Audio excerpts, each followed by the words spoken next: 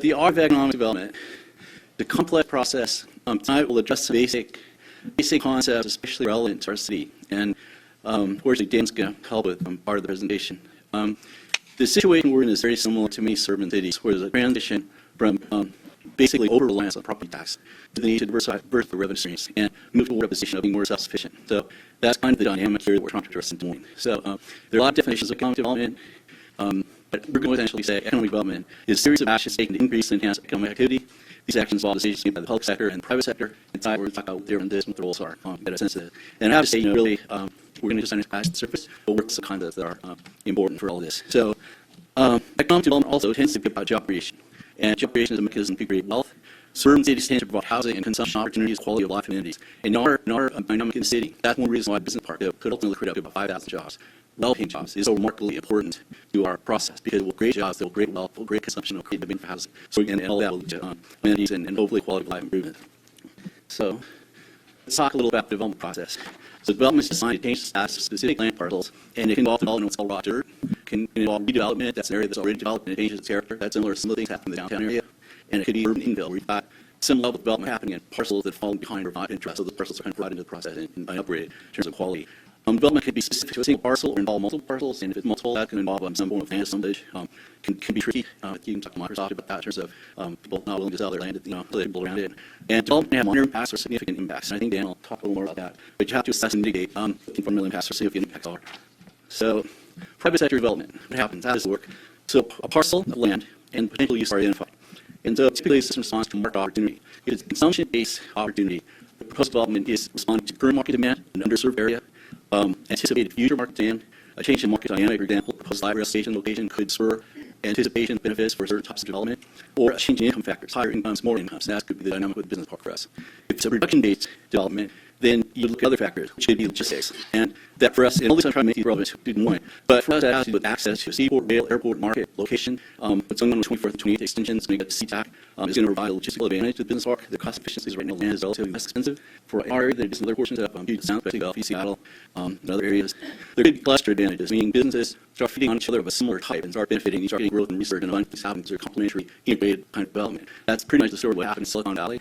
Clusters are basically industry types that you focus on. For example, in like Fort Lauderdale's work, one of the clusters was around building boats and yachts and a marine-based production. Now, that was just a $1 billion cluster for them in South Florida.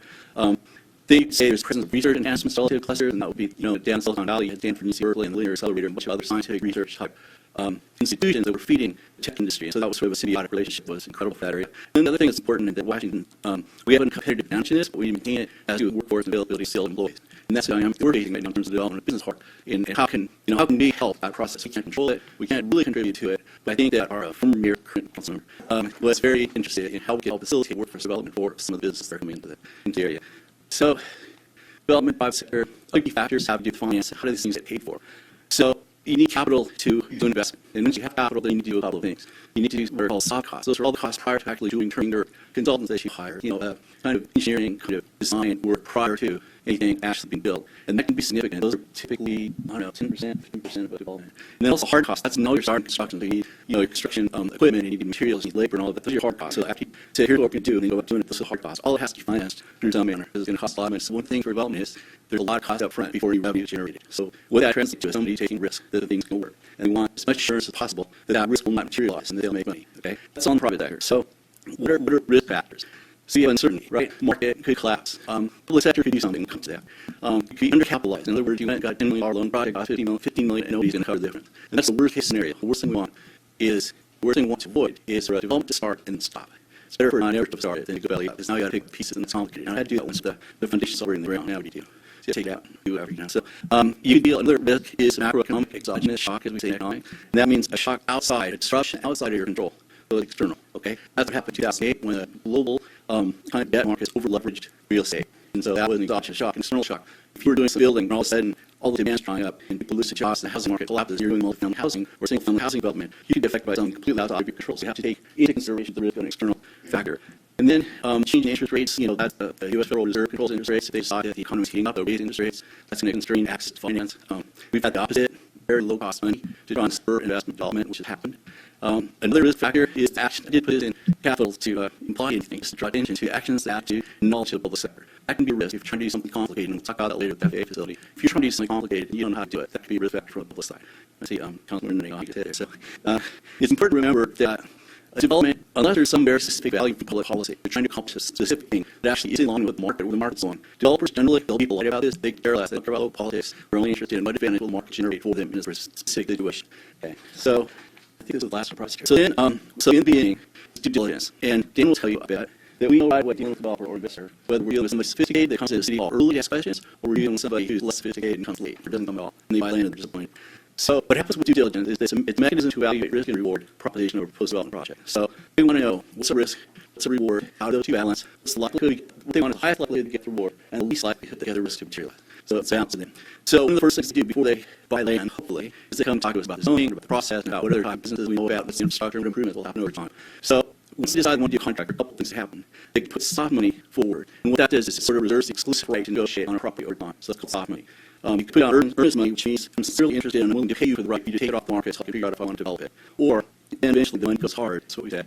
And when money goes hard, that means the soft money is now become their money, right? So that's what's called a commitment. Now you make a commitment to purchase something, and purchase your money is gone, period. So that's part of due diligence. And then they have to, the main thing that we're trying to do is find out information about a parcel that they're looking at. And so, for example, one of the things that doesn't involve us, if they have an old building, this is like kind of an example with landmark. They're going to have a look at structural evaluation by civil engineers. They'll look at that building before they go hard on money and say, hey, here's what's required. Or development team, if you want to do the building, it's going to cost this much. This is kind of improvements that have to happen. So all these kind of things are happening at the same time. It's usually somewhere in a 60 to 90 day time frame. But we have to provide that information. We have to hear from them what they want to do. They've got to make decisions about financing, risk, reward, development, all of that. So now I'll turn it over to the public sector. Matthias can talk about that. So as the developer goes through their due diligence process and trying to decide with the piece of property, hopefully, and typically what happens is they'll come in and schedule what we call a pre-application meeting, where we sit down with the development. They'll usually give us some basic information about what it is that they would like to do with the piece of property. We'll circulate that amongst staff, and we kind of point out some of the issues that they may want to be aware of as they move that potential project forward. So we'll sit down early on, we'll talk through land use issues, zoning, some of the regulations, what the permitted uses. Some of the bigger issues are typically building heights, parking requirements, traffic impacts, among other things. But we would work through some of those. We'll talk through, understand what their timeline is. We'll be able to tell them what our current workload is so they can understand up front kind of the time frame of what the regulatory process will look like. So we'll talk about design review and building permit applications, and so they have a really good understanding if they can choose to continue forward with the project, what some of the risk factors are. Well, some of the things that help, and maybe kind of stepping backwards a little bit, we talk about infrastructure. We'll help them to understand what types of projects they may have to participate in, or looking at capacity, whether roadway, stormwater, other public investment like light rail, stations, medical service, things like that. But one of the things that we do that help economic development occur is remove some unpredictability. And the best example I can think of right now is the business park, some of the transportation infrastructure and development agreements that were put in place with the port, where we build capacity ahead of time, so that as the developer comes in, a lot of those risks are removed through the frontage already been in place. Rather than saying, well, you can develop there, you have to build 5 road. That scares a lot of developers away. And then the other thing we talk about that developers want to know is what are some of the their influences, demographic or pipeline changes that are in order. So what's happening behind Polish, what's happening with the rail station, what's happening with the FAA projects. We'll give them an idea of different projects that current infrastructure improves their plan, and that helps the developer weigh pros and cons of whatever their development choices are. As part of the regulatory process, when they after a pre-app meeting, they make decisions as they go through the process during the due diligence. And the land use application process, where they come in and go through environmental review, SEPA, or look at all the infrastructure, environmental impacts, and their process that occurs at that point in time. Each step along the way, the developer is making a decision whether or not to continue or not. After the SEPA process, we go through design review, which is basically we look at zone code compliance for a particular project, or making sure setbacks and some of the development regulations for that specific zone are adhered to. We look at utility impacts, emergency medical services, things like that. After design review comes the building permit application, where they submit design drawings. We review those for compliance with SID code and the International Building Code. If they pull that permit, typically when you get to a point where somebody's paying to have structural drawing done, you know that's becoming more and more a real project, because you can kind of go through SEPA and design review for a relatively low cost. Further along through the process they get, it becomes more of that soft money that Michael talked about is being invested into the project. So typically when we see building permit applications come in, we know that they're getting really serious about going to the project. Once those are approved, there's construction activity, building inspections, and eventually the certificate of activity. That's kind of the regulatory process as we work through development. I think on May 5th, I'll be giving my city government one about the department. I provide a little bit more information about that at that time. Nice. Okay. So I want to talk about. There we go. Thank you. Okay. Nice. So one of the most important things when we do development, and you sit on our side of the table, right, is that somebody comes in and develop a parcel and you have contacting. Okay, great. But then the thing is, and this is absolutely critical, is you've got to look at the impact on adjacent parcels. Absolutely have to consider that.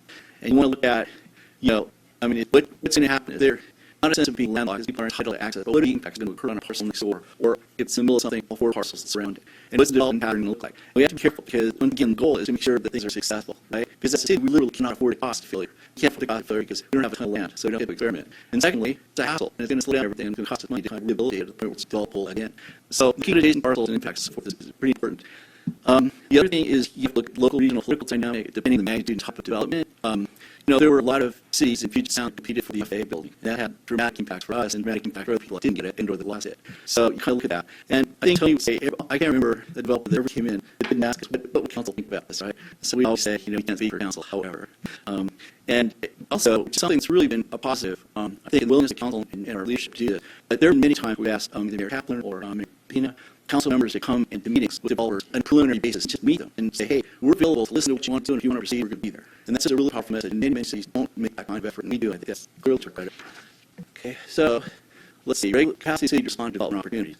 So Dan talked about the regulatory side. I just want to talk a little bit about sort of the expertise of the Des Moines staff. Okay, building visual inspectors, plan review portions, and reducing uncertainty. I'm going to use this example, and I think this is really remarkable. So we have 3,000 people in the city of Des Moines, okay, and we have staff that is capable, right, of doing the building review and design review, and site planning review for a $78 million complex FAA building that's being built. We're able to pull that off. So we have resources in the city to do that. And I think that's really an outstanding example of a small city with a lot of talent. Okay, I just explained real briefly that the way we're going to do that to facilitate the FAA building is that Tony's hired a former building official who's going to work with our architects to make sure that everything has up to code. Right? And they're going to come meet with our building official on a weekly basis to review the progress and development of plans. So when we get to the final submittal, there are no issues. And we're going to save them the cost of iteration of architectural drawings, the cost of time that they don't have. And this is a process we're going to get from A to B in this expedited manner. And they're going to pay for the building official on their side, and it's going to have everything on our side to make it flow smoothly. They have an interest in doing it in a timely manner. But I think that fact we can do that is really cool. It's sort of an advertisement for our capacity to do things. So what can we do? What can we do, public sector, to increase economic development? Okay, so there's a couple things. One thing that's really important is to understand what's the local regional demographics, right? What's the demand? Now, Des Moines is interesting, right? Because they typically use something called a trade capture area. So if you're standing at the theater, you draw a circle all around that, and you say, well, here's our trade capture. This is where we're going to get most of our business. We have a small problem, okay? It's council members' backs, sure, okay? Half of our trade capture is blue, right? It's down. So we have to supplement that. We've got to draw from other areas. We have to become on the map as a destination, right? We've got to have something special going on, pull people in. Okay, so understanding that's important. There's incentive I'll talk about a little bit later. Washington State's pretty bereft of incentives. We don't have any. We have to compete based on, kind of what the market is, the rugged Northwest, the sort of branding Seattle and this region, but we don't have anywhere near, and I'll talk about this in a minute, but anywhere near the incentives any other states do. We can invest in infrastructure. We can support investment in infrastructure. So 509, that will have impact on our ability to do economic development. Same with the light rail. You just heard that. That's kind of a huge benefit. Something like symbol about light rail. People now drive to Bellevue or Seattle and stop for groceries on the way home. Take the light rail, can't bring groceries, you got to buy local. That's good, right, for us. So, understand kind of the dynamic and what the infrastructure investment will be. Regional approaches, those are, I think there are issues, we'll talk about it a little more later, but there are issues, regional approaches in the Puget Sound area. Basically, Seattle's sort of the long Bellevue is also trying to compete. Those cities kind of go about their business on their own. It's kind of left for the rest of us. We have some regional partners. You mentioned the letter.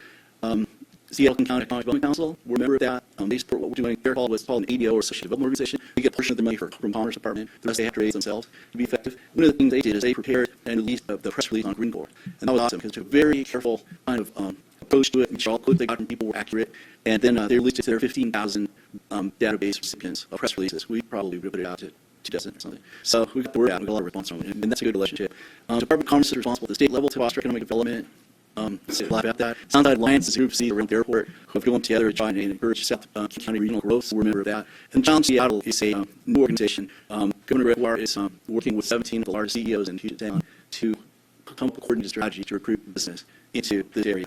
And then also, the port is a significant player in economic development under RSW 53. The port is responsible for fostering economic development. And that's the Tony's business part and many other options for us. Okay, so how public partners coalitions work. We want to avoid zero-sum game. We don't want to take business from Union. They don't want to take business from us. We want businesses to come in there, dealing not from King County, but from other states. Still a zero-sum game for the U.S. We want international investment. Okay, that's positive. Another method of collaboration, we look for complementary zoning between cities. That's something that's not really being explored as much as it should. How does our land use relate to the land use of ZPAC? Is there a complementary integration there or not? Look for shared infrastructure improvement, for example, I mentioned before the 24th, 28th Avenue connection to ZPAC. Shared investment opportunities. Once again, the port with the business park, and maybe other opportunities for the board to participate with us. Tools available to achieve economic development. Incentives. One of the most used incentives in almost 47 other states is called tax increment financing, where you can have a development area and you can redirect a portion of the property tax back into that area. We don't do that here. We don't distribute property tax, we redistribute. So New Jersey, Washington, California stopped doing this. Most states without redevelopment agencies, tax increment financing.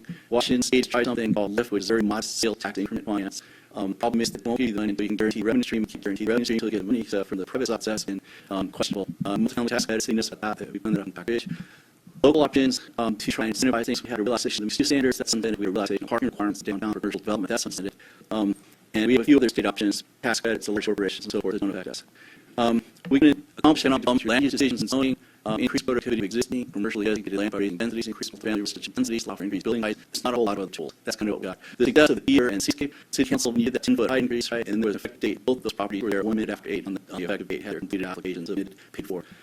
We can expect the development process. That's what Dan's talking about. The SEPA plan action is a mechanism through which the city will do the SEPA and advance the checklist, identify all the mitigation requirements.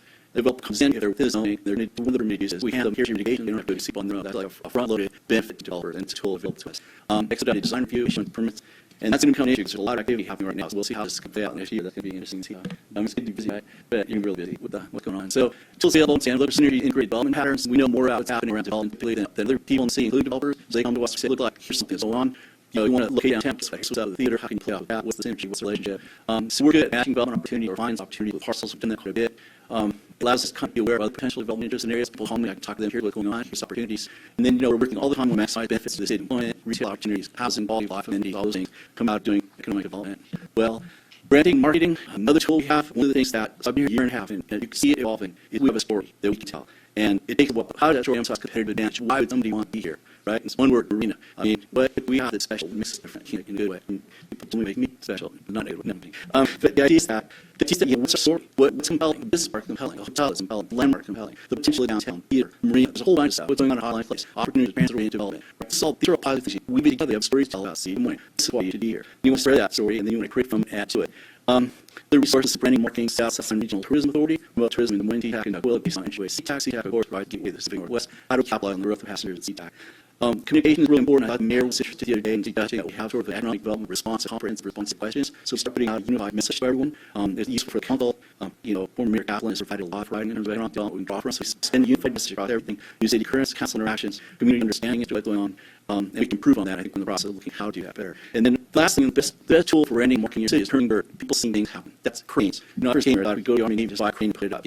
Just anything to look like there's activity, right? But it's coming, coming. So then, what we cannot do, okay, and this is really important, we cannot select 10 for private development, okay? Somebody's doing a building, they're doing some form of development. We can't tell them, chocolate store, here it is. That's it. We don't have the right to do that. Within the general sort of framework, permitted uses, they get to choose the tenants. And if their tenants are consistent with permitted uses and that activity, that's it. We're not involved in it. And a lot of people think, like the Dollar Tree, that was our choice, No, it was a permitted use, and at that point, it was like, okay, we're honoring literally the ordinance requirements that we've established for ourselves. For our city, the council's established, these councils have established. The other thing we can't do, is that we cannot control the timing of private investment in development. And I just want them to dance and pull permits now so we can get money because we need that money. We can't do that. That's up to them. And it goes back to the first part of the development risk. Right? They're the ones taking the risk. They're the ones dealing with uncertainty. They're the ones dealing with the potential flow of money and the source of that money and the requirements of that money. We have nothing to say about that. So that's kind of where there's the distinction, public-private. Okay, use public resources. So finally, this good news, right, is that, for example, if we're looking at potential to redevelop the marina, we own land. And so therefore, we indicate terms of development on our land. We can lease it out in exchange for specific things happening, specific quality of buildings, specific infrastructure, parking that addresses all the needs we have to have, the mortgage development, beach park, and how development will occur. And so that's interesting dynamic. That's when the city does have control, and we'll exercise control if we move forward. And we'll have council weigh in on exactly what we want to see, and we'll go back trying to accomplish that. Okay, let's see. So, like public-private partnerships, right? PPP is that's seen nationally as the wave of the future because no one has money. Public sector is not to partner with the private sector to make things happen, and those are the most successful developments to that. So, for example, in the marina, if the city is looking to say we want human scale development, and I think we've all talked before about what massive scale development looks like. That's not what we want, and it's not even possible here. If we want to do human scale development, a more modest development pattern, then we have to have public participation processes. A small development will not pencil out to the degree to provide the infrastructure that's required, for example, parking. So, how do we find a partner, the Port, for example, possibly, or other agencies who can work with the city to help invest and create a parking structure that's going to meet the needs of everything and make that consistent, integrated type development we want to see. That's how that's got to work out. Okay, and if we want to get what we want, then we're going to have to find ways to finance that. It's not all going to come from private money. So next, just briefly, revenue generation. So one-time revenue, we call sales tax on construction projects over 15 million, business and occupation tax on construction greater than 15 million. One-time revenue. There's also additional short-term revenue primarily to pay for the review process that community development does, SEPA design permits. And finally, the transaction of land or buildings brings us real estate excess tax, which is designated for capital primarily. Revenue, ongoing revenue. So this is an important concept, and it's important for us to really appreciate as a community, right? That when something gets built, Okay, the hotel took a number of years to build. Now it's going to go online Saturday. The reservation system's already online. It's going to take a period of time for them to start to generate activity that will result in the city receiving tax revenue from a number of different opportunities. But there's a time lag. It's not like, okay, the business park's going in, the FAA, that's going to be built. 2017, the FAA goes online. Passes from that building, we probably won't see until possibly 2019. There's a lag period before you get the structural revenue. And that's, I think that, so Des Moines, I mean, short-term challenge, long-term things to pay, because a lot of things are going to start coming online. There will be a lag between us receiving the ongoing revenue. And just briefly, you all know this, but, types of revenue, ongoing property tax on land and buildings, leasehold tax on leased property, B&O tax on tenant occupants, lodging tax, tourism activities, typically sales tax from retail and utility tax. So, we come to the end. But it's the art of economic development, okay? It is. I mean, there's a lot of factors that come to describe in this, and this is fairly modified, okay? You have to appreciate what the vision is, effectively connecting the city council's vision for the future of the city to an actionable economic development strategy. How do we do that? Where are you going to get to? How do we get there? How do we, that vision, the more it's articulated, the better. Convey to the council in an accurate manner what is possible. What can we do? And provide a roadmap of how to get there. Okay? And the balance is you seek development patterns that celebrate the city's assets, historical quality, with new development opportunities to enhance the city's ability to survive and thrive. And basically, the lesson I'll say, going all the way back to the beginning, is that we're a suburban city, and these strategies to achieve the sufficient revenue to survive and thrive, provide to residents who come into the city the services they want, the quality of parks, the quality of police, the quality of everything here, because that's ultimately what we have. And I'll tell you, I had a conversation with a person who's working with a town in Seattle about 3 days ago. One of the main consultants, I went and talked to him for about an hour. He was at a mayor conference that they had not gone to. And told him what was going on in Des Moines. And he said, wow, you really put Des Moines on the map for me. And he just sent me a text a little while ago. And okay. And then he talking about all this relocation of business and how they want to increase economic development. And he said, what role does Des Moines play? I said, well, we're probably not going to be a production center. We're probably not going to have 400,000 square foot tech building or rival Amazon. But we're here for the amenities, and we're here for the quality of life. And that's how we're going to play, and that's how we're going to participate and receive our share. Anyways, I'd take questions.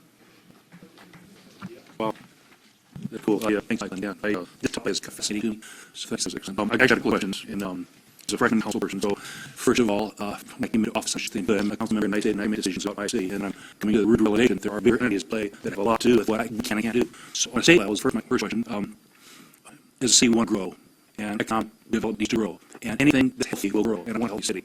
But the state of Washington has something called the GMA, the Growth Management Act. So can you touch on that a little bit, on how your role as economic development person, how you had to interface with growth management acts, policies that put on us at a little city for 30+ people? That's a fair question. So I think what plays out is that there's a lot of commentary about growth management in terms of effectiveness and what the goals and all that. But the primary goal of growth management is that what they do is that there's delineation between what's called urban and rural. And so what one's trying to do is increase density in urban areas and leave the rural more pristine. And so there's a lot of mechanisms that you have to comply with, such as like comp plans and how things are designed and all of that. The main focus is to try to increase densities. So that's not typically at odds with economic development. It's just that it's a fairly complex process to weave your way through it. Okay, and another question is, on a regional level, obviously we're not the city of Des Moines, and I am ourselves, we're a greater metropolitan area, so touch on partnerships that we have. For the sake of this teaching session, because this is going to be a video that people can watch down the road, can you touch on a little bit of what some of the regional strategies are that are happening around us that we're going to have to either accommodate or work with or lock arms with?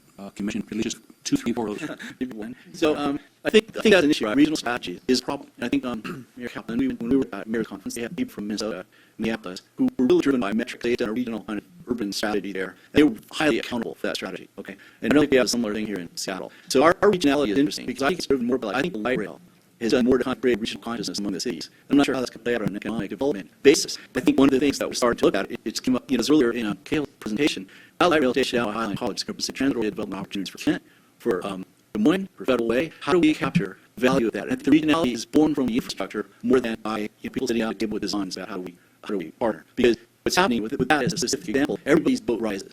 So why not work together? It's obvious, And I think that consciousness is slowly developing among people. There's some opportunities here. And we were way out in front in terms of working on, say, land values being compared to the last and trying to capitalize that. Now that's common conversation, but it was never part of regional strategies. How do we capture that as a group of cities or region? So the other thing that's unique about Des Moines, and it's really critical to figure this out, is the presence of Seahawk Airport. It's a huge economic engine. How do we take it down to that, Okay, so my question, this is for the benefit of John Doe, citizen of Des Moines. It's a simple question, but I've asked it several times, and you had mentioned the importance of city council and staff to have a unified message of what we want in our city. So it's a simple question, and we've all heard it many times. We've seen it on the blog. So just how you answer this as an economic development person. Question of great. Let's say, what about downtown? I mean, it's a ghost town. There's just not much happening down there. It's a city's fault. It's council's fault. They don't care. All the years, I've heard of answers that before 1 month is, hey, we don't own those properties, and we get to use the tents, and there's still going to be property taxes even if they're up there or not. I mean, what can I ask personally? What is our unified message to that one question? Why is our downtown just over there and ghost town? You can answer that. Thanks for saying that's that. my last question. Thanks. So the answer to that is interesting, right? So part of it is that we have what we have because that's the level of investment. But what we have has created. So how do we raise that level up? Okay, well, a couple of things are happening, right? First of all, I think the development of the theater is a potential catalytic point. And so what we want to do with downtown, my own view, right, is along the lines of somehow creating a district and doing something distinct about the downtown. So when you enter it, you left it. And that could be infrastructure type things. That could be increased walkability. That could be pavers across the roadway for support, crossings. There could be a number of things you could do. But what's going to happen is you can see with Nails, it's happening with the cityscape that mixed development that was called the Pit. You can see with John, and you can see with the Morning Apartments, Marina, A7. Yeah. There's a lot of development that's currently going on downtown. And that's going to come to fruition. Theater, them purchasing that parcel right next door to them is really significant because that means it's going to go to some use to complement the theater versus is something perhaps that will not, right? And then there's a lot of talk about how do we, kind of activate the alley in the back for pedestrian walkability. And then you are thinking, okay, what are the options for connectivity to the marina? And we'll put it up to 23rd and somehow that plays into whatever access to the marina through a parking structure or some type of boutique hotel there. How do you get like steps going up the hill or the foot storage is? You get to downtown to start talking about integration. The landmark development's going to have a play in all of this too, right? So I think the answer that is extremely incremental. We're seeing signs moving forward, and it's going to ultimately happen. And I think Dave talked about this before. That the idea that as the bar is raised for specific properties, it's going to force other properties to raise the bar, and the market will take care of itself. But we won't have to do that. But if we get something interesting early, as it's happening, that's going to help raise the bar. So I think what we're talking about is a very viable pathway to transition, but it's not going to be tomorrow. Thank you, Michael. Oh, no question? Well, I guess maybe opinion. Sitting in front of a letter from employees saying that the choose with the big business opportunities because we're afraid to make controversial code changes.